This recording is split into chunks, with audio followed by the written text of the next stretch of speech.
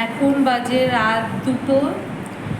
বিয়ে এখনো কমপ্লিট হয়নি, কারণ বিয়েই শুরু হয়েছে 12টার পরে।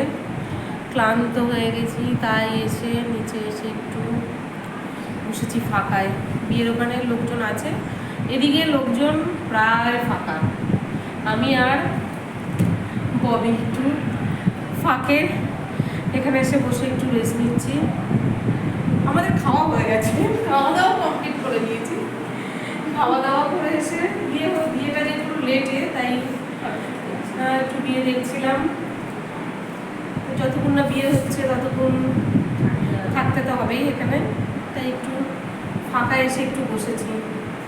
মানে তোমাদের সাথে একটু আমাদের ক্লান্তিটা শেয়ার করছি, এত ক্লান্ত হয়ে গেছি। খেয়ে হাঁপিয়ে গেছি। খাওয়া দাওয়া করে এত রাতে হাঁপিয়ে গেছি। ঠিক আছে, আবার পরে দেখা হবে।